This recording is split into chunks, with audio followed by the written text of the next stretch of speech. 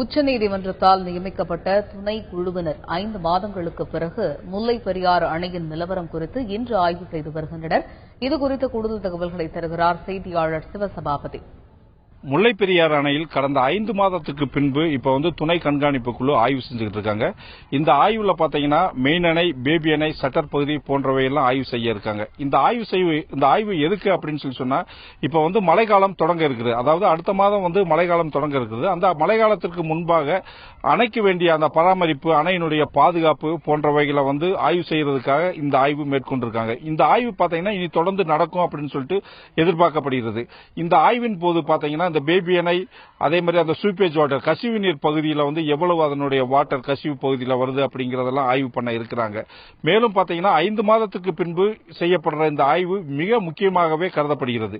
ஏன்னா பாத்தீங்கன்னா தமிழகத்தில் இப்பொழுதுதான் தேர்தல் முடிஞ்சிருக்கு. அதே மாதிரி கேரளாவிலையும் தேர்தல் முடிஞ்சிருக்கு.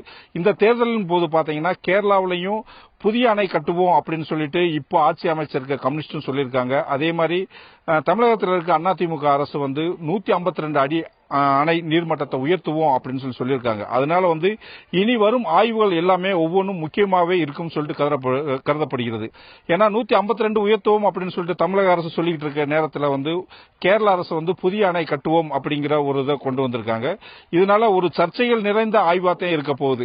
தற்பொழுது இந்த ஆய்வு முடிஞ்ச பிறகு இந்த ஆய்வினுடைய அறிக்கையை 3 பேர் கொண்ட அந்த மெயின் குழுவிட்ட இந்த துணை கண்காணிப்பு குழு கொடுப்பாங்க. இந்த ஆய்வின் போது எடுக்கப்படும் முழுமையான அந்த அறிக்கை இவங்ககிட்ட சமர்ப்பிக்கப்பட்டு அவங்க வர்றப்போ இந்த அணைக்கு தேவையான என்னென்ன நடவடிக்கை எடுக்கப்படும் அப்படிங்கறத இறுதி செய்வாங்க. தந்தி செய்திகளுக்காக கேமராமேன் தனபாண்டியுடன் ஆர். சிவசபாபதி.